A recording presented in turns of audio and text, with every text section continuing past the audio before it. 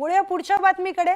अखंड महाराष्ट्राचं कुलदैवत असणाऱ्या जेजुरी गडावर आज दुपारी पावसाने हजेरी लावली आहे। त्यामुळे गडाच्या पायऱ्यावरून पेठेतून हे पाणी वाहू लागले। त्यामुळे गडावर आलेल्या भाविकांची तसेच व्यापाऱ्यांची चांगलीच धांदल उडाली।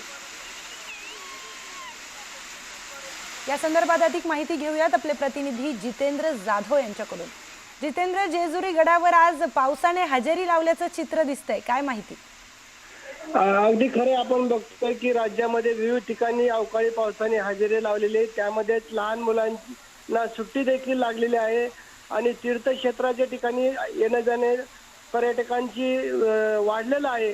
आणि आपण बघतोय की आज दुपारी जेजुरी गडावर साधारणतः 1 ते 1:15च्या सुमारास मुसळधार असा पाऊस कोसळला आणि जे जेजुरी गडाच्या पायऱ्या आहेत त्या पायऱ्यावरून हे पाणी अक्षरशः धबधब्यासारखं वाहू लागलं।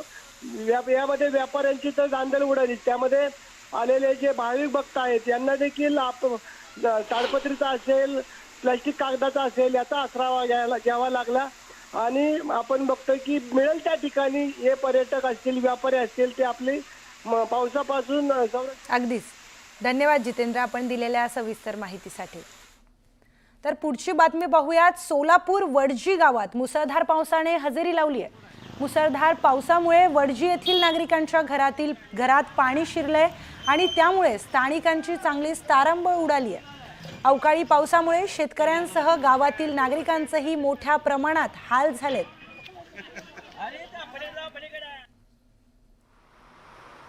तर सिल्लोड शहरासह तालुक्यात अवकाळी पावसाला सुरुवात झाली आहे।